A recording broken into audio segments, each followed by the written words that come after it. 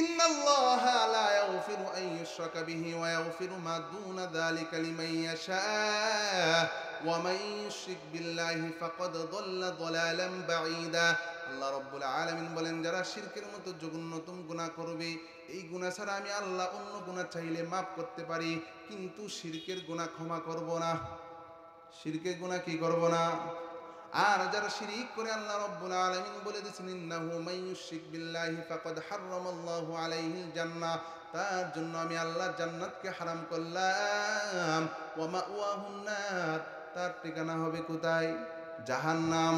আল্লাহ রাব্বুল আলামিন জানায়া দেন, ও দুনিয়ার বান্দা বান্দিরা, যারা নাকি শিরকের মতো জঘন্যতম গুনাহ করবে, ওই সমস্ত মুশরিকিন যারা শিরিক করার পরে মুশরিকিন অবস্থায় মারা গেছে, তাদের জন্য আল্লাহ রাব্বুল আলামিন হুকুম বর্ণনা করেছেন, ওই মুশরিকিনদের ঈমান নাই, আমলও নাই।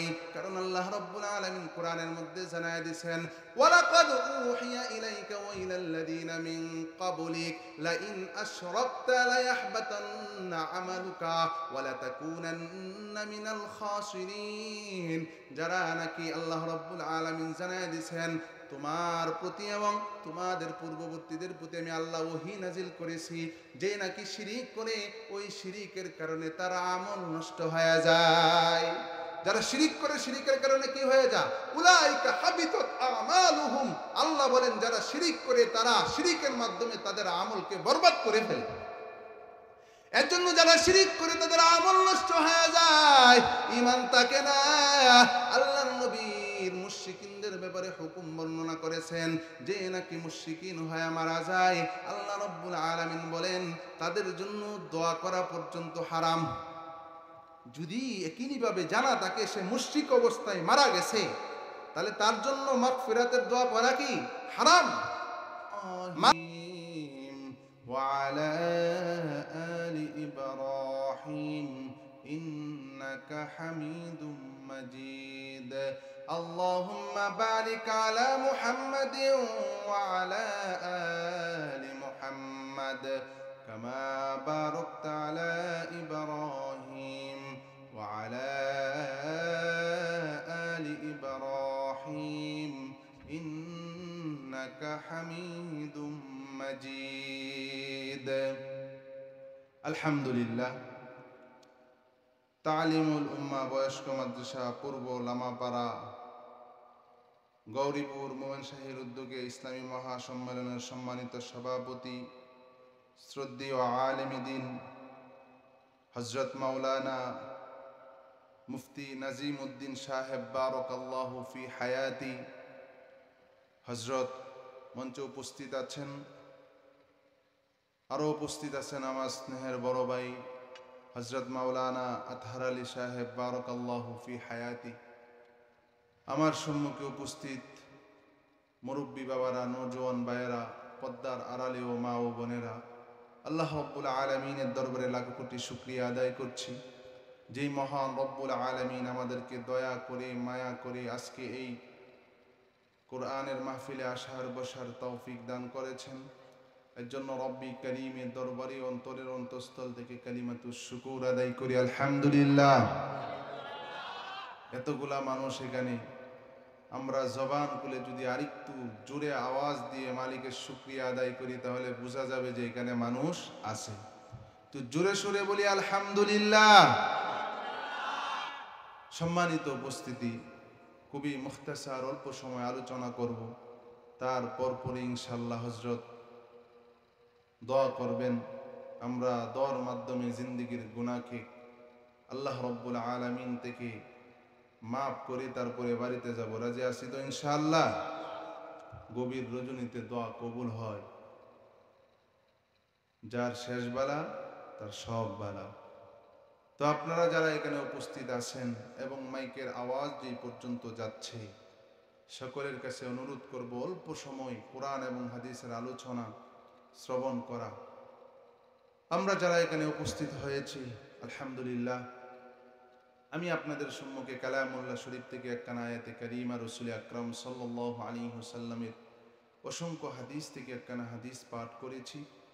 আল্লাহ রব্বুল ইজ্জত যদি আমাকে তৌফিক দান করেন, অল্প সময়ে কিছু আলোচনা করার চেষ্টা করব। আমা তৌফিক ইল্লা বিল্লাহ।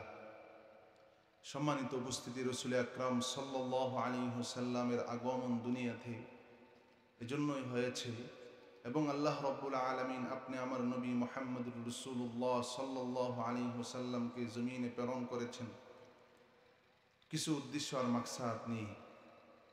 আল্লাহর নবী দুনিয়াতে আসার পরে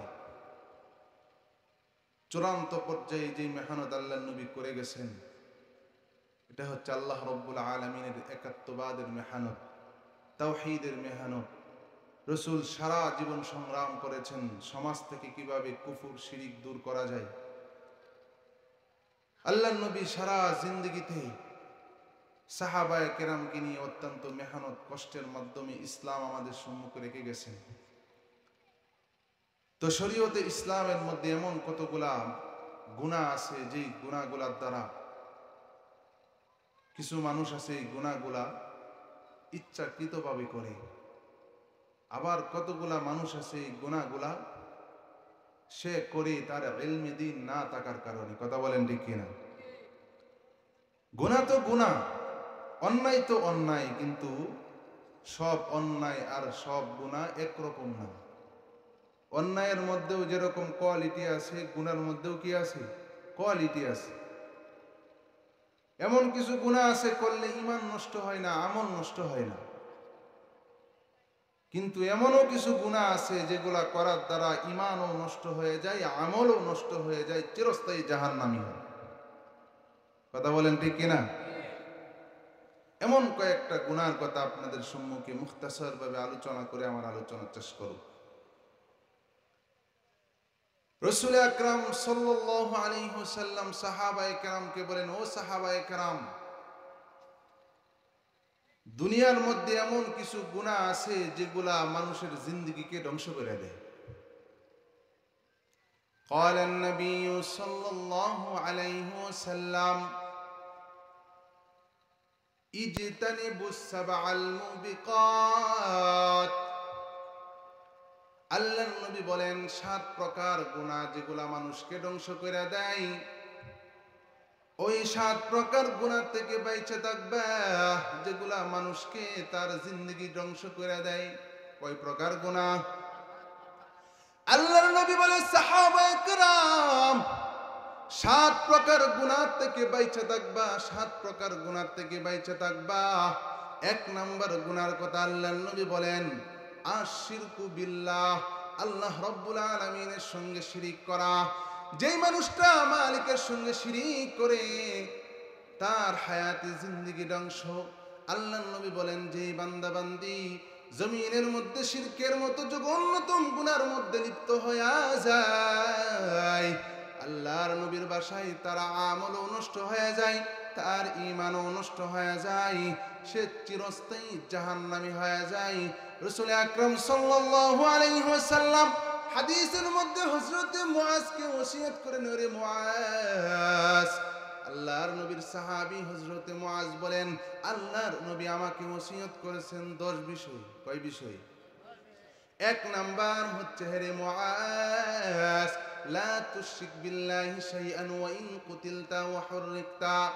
এই মুআজ, তুমি আল্লাহর সঙ্গে কখনো শিরিক করবা না। যদিও তোমাকে আগুনের মধ্যে পোড়ানো হয়, যদিও তোমাকে আগুনের মধ্যে পোড়ানো হয়, যদিও তোমাকে হত্যা করা হয়, তারপরেও মালিকের সঙ্গে শিরিক করা যাবে না। কারণ কি? কারণ কি? যেই মানুষটা মালিকের সঙ্গে শিরিকের মতো জঘন্যতম গুনার মধ্যে লিপ্ত হয়ে যায়, আল্লাহর নবী বলো দুনিয়ার উম্মতের দল যে নাকি শিরকের মতো জঘন্যতম গুনাহ করেছে, শিরকে আকবর করেছে। কোন কোন বান্দা আল্লাহ রাব্বুল আলামিন উলুহিয়তের মধ্যে শিরিক করে ফেলে, কোন কোন বান্দা আল্লাহ রাব্বুল আলামিন রুবুবিয়তের মধ্যে শিরিক করে ফেলে, কোন কোন বান্দা আল্লাহ রাব্বুল আলামিনের আসমা ও সিফাতের মধ্যে শিরিক করে। কথা বলেন ঠিক কিনা? কেউ কেউ আল্লাহ রাব্বুল আলামিনের রুবুবিয়তের মধ্যে শিরিক করে, উলুহিয়তের মধ্যেও শিরিক করে। এইগুলা শিরিক করার মাধ্যমে বান্দা বান্দা শিরকে আকবর করে ফেলে, আর শিরকে আকবর করার দ্বারা বান্দার ঈমান নষ্ট হয়ে যায়, আমলও নষ্ট হয়ে যায়। শুধু তাই না শিরকে আকবরের মাধ্যমে আল্লাহ রাব্বুল আলামিন ঘোষণা শোনায় দিয়েছেন, যেই বান্দা বান্দি শিরকে আকবরের মতো জঘন্য গুনার মধ্যে লিপ্ত হয়ে যায়, আল্লাহ রাব্বুল আলামিন চূড়ান্ত ফয়সালা শোনায় দিয়েছেন যে চিরস্থায়ী জাহান্নামী হবে, জান্নাত থেকে বের হওয়ার কোনো সুযোগ নাই। ইন্নাহু মান ইউশরিক বিল্লাহি ফাকাদ হারামাল্লাহু আলাইহিল জান্নাহ। আল্লাহ রাব্বুল আলামিন বলেন, যে নাকি শিরকের মতো জঘন্যতম অন্যায় করবে, আল্লাহ রাব্বুল আলামিন তার জন্য জান্নাতকে হারাম করে দিয়েছেন। তাহলে জান্নাত হারাম, সে কোথায় যাবে? ওয়া মাওয়াহুন নার, যার জন্য জান্নাত হারাম হয়ে গেছে তার ঠিকানা হবে জাহান্নাম। শুধু জাহান্নাম তাই না, আল্লাহ রাব্বুল আলামিন জানায় দিয়েছেন, ও দুনিয়ার বান্দা বান্দিরা যারা মুশরিকিন হবে, ওয়া মালিয যালিমিনা মিন আনসার, যারা মুশরিকিন হবে আল্লাহ রাব্বুল আলামিন কোরআনের ভাষায় তাদেরকে জালেম বলেছেন। লা তুশরিক বিল্লাহ ইন্নাশ শিরকা লাযুলমুন আযীম। আল্লাহ রাব্বুল আলামিন বলেন, শিরিক করবা না। যে নাকি শিরকের মতো জঘন্যতম অন্যায় করেছে, সে বড় জুলুম করেছে। আল্লাহ রাব্বুল আলামিন বলেন, ওই মুশরিকিনের দল কিয়ামতের ময়দানে ওয়া মালিয যালিমিনা মিন আনসার, তাদের জন্য কোনো সাহায্যকারী থাকবে না, তাদের জন্য কোনো সাহায্যকারী নাই। আল্লাহর নবী বলেন, কিয়ামতের ময়দানে উম্মতের উলামায়ে কেরাম মানুষকে সুপারিশ করে জান্নাতে নিয়ে যাবে, ঠিক কিনা? قال النبي صلى الله عليه وسلم يشفع يوم القيامة ثلاث: الأنبياء ثم العلماء ثم الشهداء। আল্লাহর নবী বলেন, কিয়ামতের ময়দানে তিন শ্রেণীর মানুষ সুপারিশ করবে। এক নাম্বার হচ্ছে নবী আলাইহিস সালাতু ওয়াস সালামরা সুপারিশ করে উম্মতকে জান্নাতে নিয়ে যাবে। দুই নাম্বার উম্মতের উলামায়ে কেরাম সুপারিশ করে তাদেরকে জান্নাতে নিয়ে যাবে। তিন নাম্বার শুহাদায়ে কেরাম তাদেরকে সুপারিশ করে জান্নাতে নিয়ে যাবে। আল্লাহর নবী বলেন, আমি নবী মুহাম্মদুর রাসূলুল্লাহ আমার উম্মতকে দেইকা সুপারিশ কইরা জান্নাতে নিয়ে যাব। তবে একটা শর্ত আছে। কি আছে?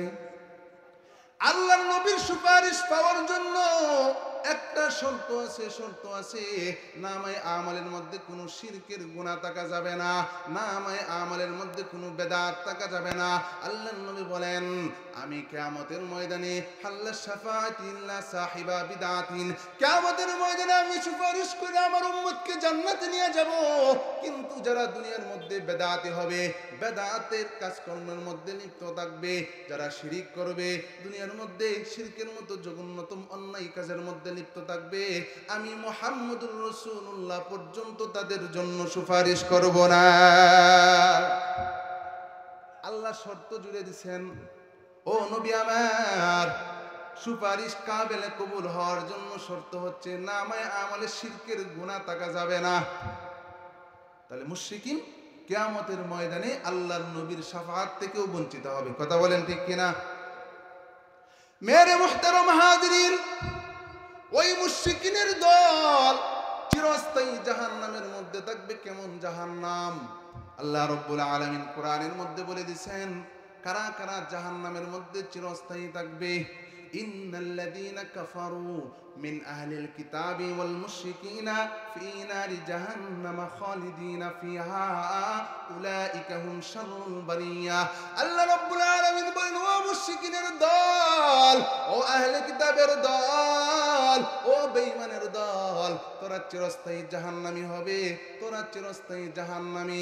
আল্লাহর নবী মুহাম্মদুর রাসূলুল্লাহ সাল্লাল্লাহু আলাইহি ওয়াসাল্লাম বলেন, ও সাহাবায়ে কেরাম, ওই মুশরিকিনরা কেমন জাহান্নামের মধ্যে থাকবে জানোনি? কেমন জাহান্নামের মধ্যে থাকবে জানোনি? দুনিয়ার কোনো সাধারণ আগুন না, জাহান্নামের আগুন দুনিয়ার কোনো সাধারণ আগুন না। আল্লাহর পয়গম্বর বলেন, জাহান্নামের আগুনটা হবে দুনিয়ার আগুনের তুলনায় 70 গুণ বেশি পাওয়ারফুল। কথা বলেন ঠিক কিনা? সাহাবায়ে কেরাম জিজ্ঞাসা করেন, আল্লাহর নবী, দুনিয়ার আগুন কি মানুষকে পোড়ানোর জন্য যথেষ্ট হয় কিনা? আল্লাহর নবী বলেন, হ্যাঁ, দুনিয়ার আগুন মানুষকে পোড়ায় দেয়, তারপরেও জাহান্নামের আগুন হবে দুনিয়ার আগুনের তুলনায় 70 গুণ বেশি পাওয়ারফুল। জাহান্নামের মধ্যে জাহান্নামীরা কেমনে জ্বলবেন? ওয়াকুদুহান নাস ওয়াল হিজারা, জাহান্নামের লাকড়ি হবে খাড়া, মানুষ আর পাথর। আল্লাহর নবী বলেন, ও সাহাবায়ে কেরাম, জাহান্নামীরা জাহান্নামের মধ্যে জ্বলবে, মুশরিকিনের দল, মুনাফিকের দল জাহান্নামের মধ্যে জ্বলবে। সাধারণ কোনো জাহান্নাম না, সাধারণ কোনো জাহান্নাম না। দুনিয়ার আগুনের মধ্যে মানুষকে সামান্য পরিমাণ রাখার পর পুরে ছারকার হয়ে যায়। আল্লাহর নবী বলেন, কিয়ামতের ময়দানে যখন মানুষকে আল্লাহ জাহান্নামের মধ্যে নিক্ষেপ করবেন, এটা সাধারণ কোনো জাহান্নাম না, সাধারণ কোনো আগুন না। ওই আগুনটাকে আল্লাহ রাব্বুল আলামিন প্রাথমিক অবস্থায় 1000 বছর পর্যন্ত প্রজ্বলিত করে রাখবেন।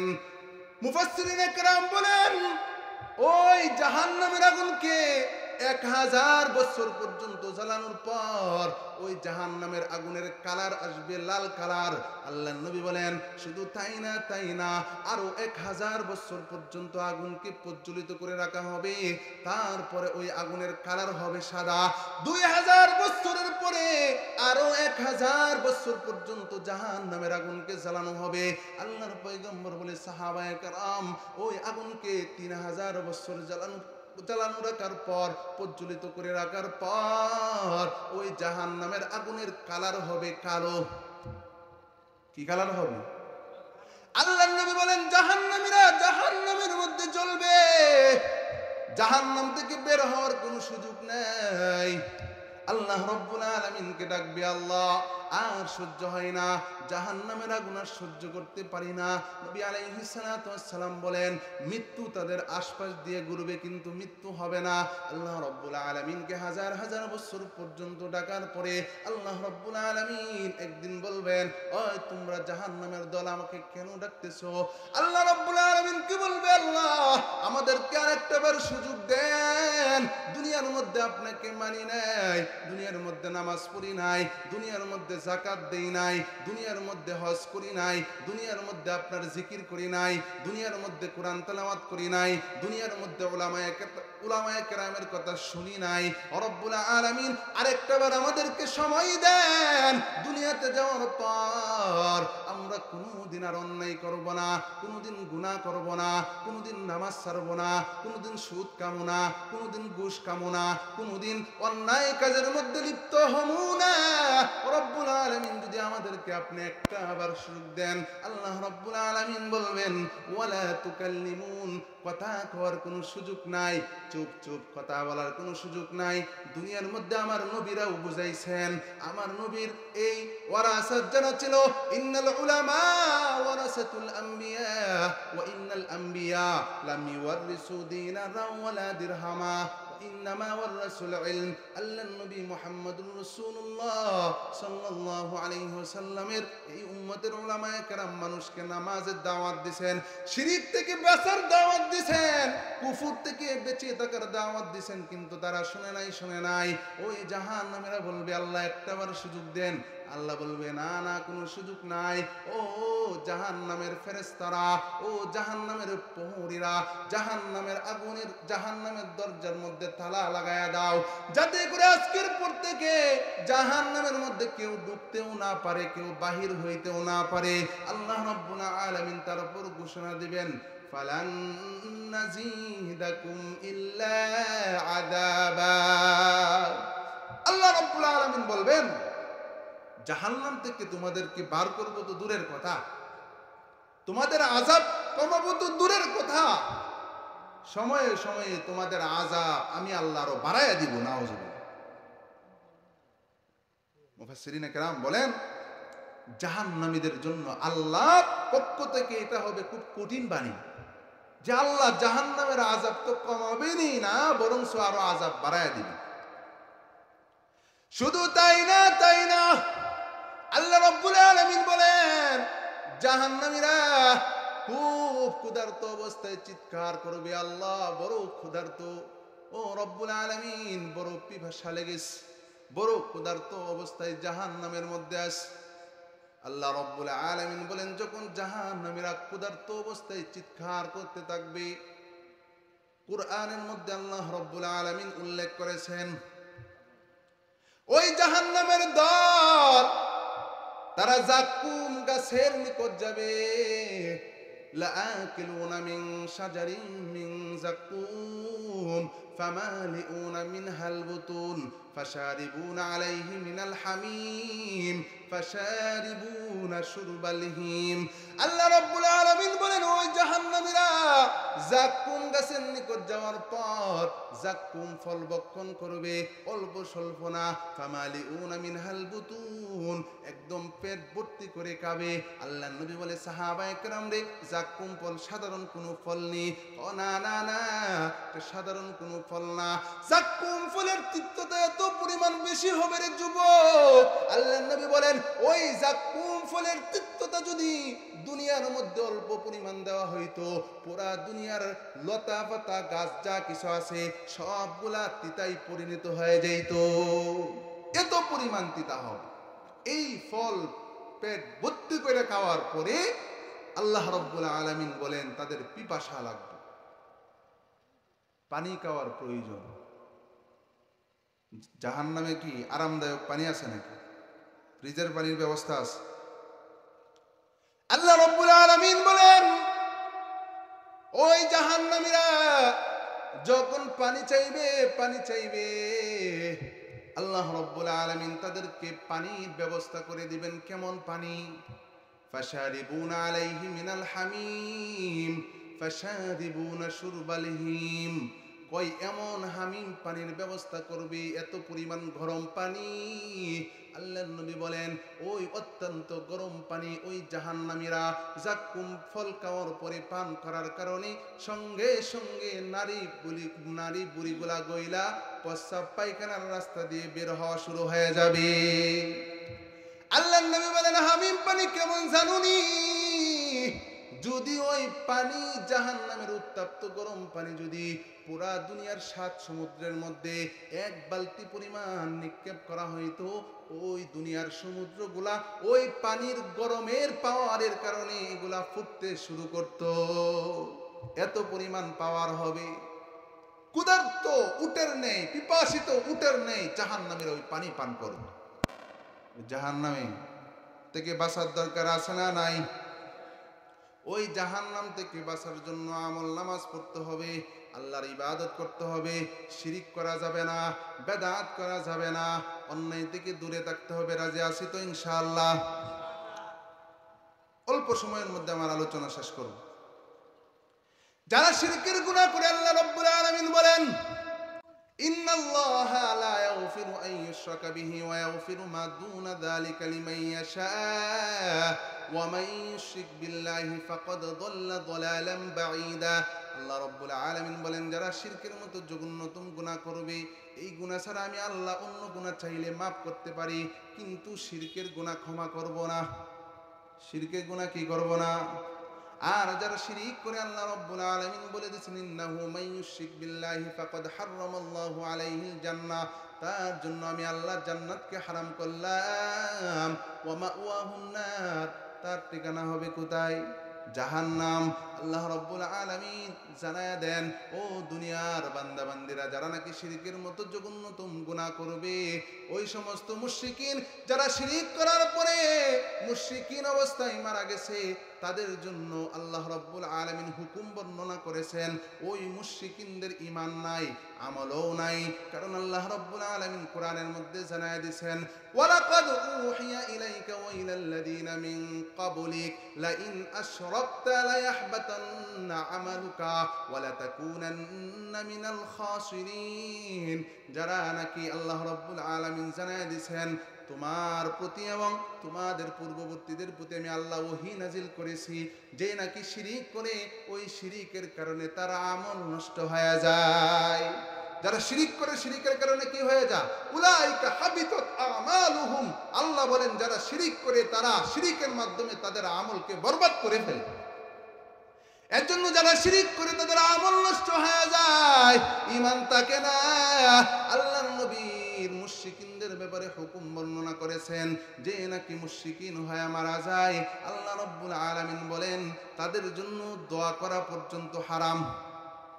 যদি একইভাবে জানা তাকে সে মুশরিক অবস্থায় মারা গেছে, তাহলে তার জন্য মাগফিরাতের দোয়া করা কি হারাম। মা কানা লিন-নবী ওয়াল্লাযীনা আমানু আন ইস্তাগফিরু লিল মুশরিকিন। আল্লাহ রাব্বুল আলামিন বলেন যারা মুশরিক অবস্থায় মারা গেছে, নবী এবং ঈমানদারদের জন্য ওই মুশরিকিনদের জন্য দোয়া করা উচিত না। এটা আমার কথা না, আল্লাহর কথা। এই জন্য কোনো মুশরিকিন মারা গেলে তার জন্য দোয়া করা হারাম, তার জানাজার নামাজ পড়া হারাম, ওই মুশরিকিনকে কোনো মুসলমানের কবরের মধ্যে দাফন করা হারাম, ওই মুশরিকিন মক্কা মদিনায় প্রবেশ করা হারাম, ওই মুশরিকিনদের জন্য মাগফিরাতের দোয়া করা হারাম। মনে থাকবে তো ইনশাআল্লাহ। মেরে মুহতারম হাজিরিন, আমরা অনেক মানুষ এমন আছি না বোঝার কারণে শিরিক করি। শিরিকের সংক্ষিপ্ত ব্যাখ্যা, কেউ যদি ইবাদতগত অথবা বিশ্বাসগতভাবে আল্লাহর সঙ্গে গায়রুল্লাহকে যুক্ত করে শরীক করে, বলেন বিশ্বাসগতভাবে ইবাদতগতভাবে কোনো গায়রুল্লাহকে যদি আল্লাহর সঙ্গে যুক্ত করে, তাহলে সে শিরিক করল, সে মুশরিক। সে মুশরিক অবস্থায় মারা যায়, বেঈমান হইয়া ঈমান হারা হইয়া মারা যায়, সে চিরস্থায়ী জাহান্নামী। যে শিরকে আসগর করছে, শিরকে আসগর কোনটা? আমরা অনেকেই বলি না আমনে যা চান আর আল্লাহ যা চায়, কই কি কই না?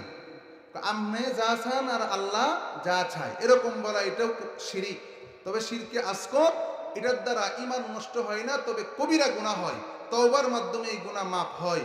আর যদি তওবা ছাড়া মারা যায়, পরবর্তীতে আল্লাহ চাইলা মাফও করতে পারেন অথবা জাহান্নামের মধ্যে নিক্ষেপও করতে পারেন। তবে একটা নির্ধারিত সময় জাহান্নামের মধ্যে শাস্তি ভোগ করার পরে সে জান্নাতে যাবে। কথা মন থাকবে তো ইনশাআল্লাহ। একজন মানুষ, 5 মিনিটে আমার আলোচনা শেষ করতেছি। একজন মানুষ মুসলমান একজন ব্যক্তিকে এসে বলতেছে, ও আমার ভাই, যেই মানুষটা জিজ্ঞাসা করতেছে সে একজন হিন্দু ভদ্রলোক। মুসলমান একজন নওজোয়ান যুবককে জিজ্ঞাসা করে, ও মুসলমান নওজোয়ান যুবক, তোমরা যে ইবাদত করো, গোলামি করো, আল্লাহকে কি দেখা যায়? তোমরা যে ইবাদত করো, আল্লাহকে কি দেখে দেখে ইবাদত করো? কারণ হাদিসের মধ্যে তো আছে মাল ইহসান আন তা'বুদাল্লাহা কাআন্নাকা তারাহু ফাইন লাম তাকুন তারাহু ফাইন্নাহু ইয়ারাকা। ইহসানের অর্থ, এটার অনেক স্তর আছে, আমি ওই দিকে যাচ্ছি না।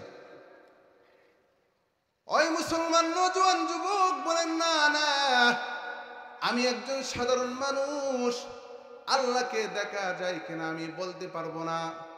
তবে আমার একজন পীর আছে, আমার একজন শায়েখ আছে, যার নাম হচ্ছে হাকিমুল উম্মত আশরাফ আলী তানবী রহমাতুল্লাহি আলাইহি। কি নাম শুনছেন নি? আমার একজন পীর আছে যার নাম আশরাফ আলী তানবী রহমাতুল্লাহি আলাইহি। তিনি থানা ভবনের মধ্যে থাকেন, তিনার কাছে গেলে হয়তোবা তিনি একটা সমাধান দিবেন আল্লাহকে দেখা যায় কিনা। ওই হিন্দু ভদ্রলোক বলতেছেন, আমার আল্লাহ দেখতে হবে। শতমাইল সফর করার পর প্রয়োজন হইলে আমি আশরাফ আলী তানবীর কাছে যাব, তারপর আমার আল্লাহর সঙ্গে মোলাকাত হইতে হবে। ওই হিন্দু ভদ্রলোক রওনা হয়ে গেছে আশরাফ আলী তানবীর কাছে আল্লাহ দেখার জন্য। ওই নওজোয়ান যুবক কয়েকদিন সফর কইরা আশরাফ আলী তানবী রহমাতুল্লাহি আলাইহির দরবারে চলে যায়। ওখানে যাওয়ার পরে ওই হিন্দু ভদ্রলোককে একজন মানুষ ইস্তেকবাল জানিয়েছেন, তার মেহমানদারি করেছে। ওই হিন্দু লোক ভদ্র মানুষটাকে বলছেন, ভাই আপনি কার কাছে আসছেন? সে বলে, আমি হাকিমুল উম্মত আশরাফ আলী তানবীর কাছে মোলাকাত করার জন্য আসছি। ওই লোক বলতেছে, ভাই অনেক দূর থেকে মনে হয় অনেক কষ্ট করে সফর করে এসেছেন, আপনার শরীরটা মনে হয় অনেক ক্লান্তি, আপনি একটু বিশ্রাম করেন। অবশ্যই গুরুত্বপূর্ণ কথা জানার জন্য আশরাফ আলী তানবীর কাছে আসেন। এই ক্লান্তি শরীরের মধ্যে গুরুত্বপূর্ণ কথা ঢুকবে না, একটু বিশ্রাম করেন, হাত পাগুলা ধৌত করার পর একটু খাবার খান, খাবার খায় একটু ঘুম যান। ঘুম যাওয়ার পরে যখন ক্লান্তি দূর হয়ে যাবে, তারপর গুরুত্বপূর্ণ কথা না হয় আশরাফ আলী থানভীর সঙ্গে বললেন, ওই নওজোয়ান যুবক, হিন্দু ভদ্র মানুষ খানাপিনা করার পরে আশরাফ আলী থানভী রহমাতুল্লাহি আলাইহির ঘরে ঘুম যায়, ঘুমাইতেছে। সে মনে করতেছে আশরাফ আলী থানভী মনে হয় বাড়িতে নাই, এর জন্য আমার এত সম্মান, আমার এত কদর। ওই হিন্দু ভদ্র মানুষ ক্লান্তি শরীর লইয়া অনেকক্ষণ পর্যন্ত ঘুমানোর পর ঘুম থেকে উঠা দেখে একজন মানুষ হাত পাকা হাতে লইয়া প্রচন্ড গরমের মধ্যে ওই হিন্দু পুত্র লোককে বাতাস দেয়। ওই লোক ঘুম থেকে সজাগ হওয়ার পরে জিজ্ঞাসা করে, আপনি কি, আপনার পরিচয় কি? আমি তো আশরাফ আলী থানভীর সঙ্গে মোলাকাত করার জন্য সে মনে করছে আশরাফ আলী থানভী বাড়িতে নাই। যেই লোক দাঁড়ায় দাঁড়ায় পাকা দিয়া বাতাস করে, সে বলে, ভাই আপনি যেই আশরাফ আলীর কাছে আসছেন, ওই আশরাফ আলী থানভী হচ্ছে আমি, আমার নাম আশরাফ আলী, আমাকে মানুষ থানভী বইলা ডাকে। লোক আশ্চর্য হয়ে গেছে, আশরাফ আলী থানভী দাঁড়ায় দাঁড়ায় আমাকে বিছুন দিয়ে বাতাস করে। আপনি নিয়ে আশরাফ আলী থানভী? আশরাফ আলী থানভী রহমাতুল্লাহি আলাইহি বলেন, হ্যাঁ আমি হচ্ছে আশরাফ আলী থানভী, আপনাকে দেখার জন্য নাকি শত মাইল সফর করে আপনার কাছে আসলাম। আশরাফ আলী থানভী বলেন, হ্যাঁ আমাকে সঙ্গে মোলাকাত করার জন্য আপনি এত দূর থেকে সফর করে এসেছেন। ওই হিন্দু ভদ্রলোক আশরাফ আলী থানভী রহমাতুল্লাহি আলাইহিকে ডাক দিয়ে বলে, আগে আপনার হাতটা দেন, আপনার হাতটা বাড়ায় দেন, আগে আমাকে কালিমা পড়ায় মুসলমান বানায় দেন। সুবহানাল্লাহ। কোনো কথা নাই। আশরাফ আলী থানভী রহমাতুল্লাহি আলাইহির হাতে হাত রাইখা ওই হিন্দু ভদ্র মানুষটা সঙ্গে সঙ্গে কালিমা পড়ে মুসলমান হয়ে গেছে। আশরাফ আলী থানভী বলেন, তুমি এখন মুসলমান, ইমানের পরেই নামাজ দায়িত্ব দিয়েছেন, সে এখন মুসলমান, তাকে মাসলা মাসাইল শিক্ষা দাও, নামাজের তালিম শিক্ষা দাও, নামাজের গুরুত্বপূর্ণ মাসাইল তাকে শিক্ষা দাও, শরীয়তে ইসলামের কিছু গুরুত্বপূর্ণ মাসাইল তাকে শিখায়া দাও। কয়েকদিন তাইকে নামাজের মাসলা মাসাইল শিখছে। শিখার পরে যখন ওই হিন্দু ভদ্রলোক যে সবেমাত্র মুসলমান হয়েছে, সে বাড়ি যাওয়ার যখন সময় হয়েছে, আশরাফ আলী থানভী ডাক দিয়ে বলে, ও নওজোয়ান যুবক ভাই, মনে বড় আশা লইয়া আশরাফ আলী থানভীর দরবারে আসছিলা, না জানি কোন বিষয়টা জানার জন্য। মুসলমান হয়ে গেলা, বাড়ি যাওয়ার সময় হয়ে গেছে, কিন্তু তোমার মনের ব্যথা তো জানা হয় নাই, তোমার মনের প্রশ্ন তো এখনো জানা হয় নাই। কোন আশা আর তামান্না নিয়ে হাকিমুল উম্মত আশরাফ আলী থানভীর দরবারে আসছিলা? ওই নওজোয়ান যুবক ডাক দিবেন, ওগো আশরাফ আলী থানভী, আপনার দরবারে আসছিলাম আল্লাহ দেখার জন্য। আপনার দরবারে আসার পর আপনার আখলাক, আপনার মুআমালাত, আপনার ইবাদত দেখার পরে বুঝতে পারলাম এই চক্ষু দিয়ে আল্লাহ দেখা যায় না, এই চক্ষু দিয়ে আল্লাহ দেখা যায় না। আমার দিলে একটা বুঝ আসছে, আল্লাহ দেখতে হইলে আগে হাকিমুল উম্মত আশরাফ আলী থানভীর মতো মানুষ হইতে হবে, তারপরে আল্লাহ সঙ্গে মুলাকাত করা যাবে।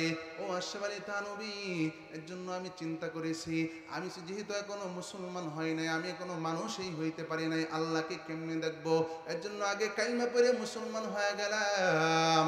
ও আশরাফ আলী থানভী রহমাতুল্লাহি আলাইহি, এখন আমি কালিমা পড়ে মুসলমান হয়ে গেলাম, এখন আমি মুসলমান।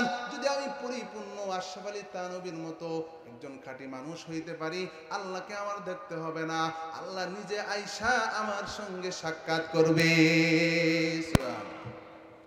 আশরাফ আলী থানভী রহমাতুল্লাহি আলাইহি ওই নওজোয়ান যুবককে ডাক দিয়ে বলে, বলে যুবক, আল্লাহকে যদি দেখতে চাও তাহলে আমি তোমাদেরকে একটা নসিহত কইরা দেই। আশরাফ আলী থানভী কোরআনের আয়াত শোনায়া বলে দিছে, ফামান কানা ইয়ারজু লিকা রাব্বিহি ফালিয়ামাল আমালান সালিহা ওয়ালা ইউশরিক বিইবাদাতি রাব্বিহি আহাদা। এই আয়াতের মধ্যে একটা আদেশ আছে, একটা নিষেধ আছে। আশরাফ আলী থানভী বলে, ও নওজোয়ান যুবক, যদি আল্লাহর সঙ্গে মুলাকাত কেউ করতে চায়, এক নাম্বার আমল হচ্ছে আমলে সালিহ করবে, ভালো কাজ করবে, নেক আমল করবে।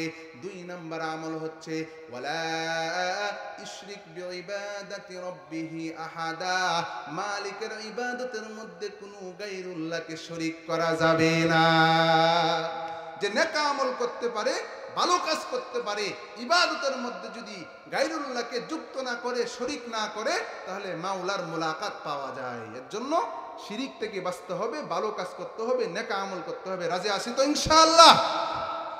এই অল্প সময়ে কিছু গুরুত্বপূর্ণ কথা কোরআন এবং হাদিস থেকে বলার চেষ্টা করেছি। আপনারা যারা এখানে উপস্থিত হয়েছেন,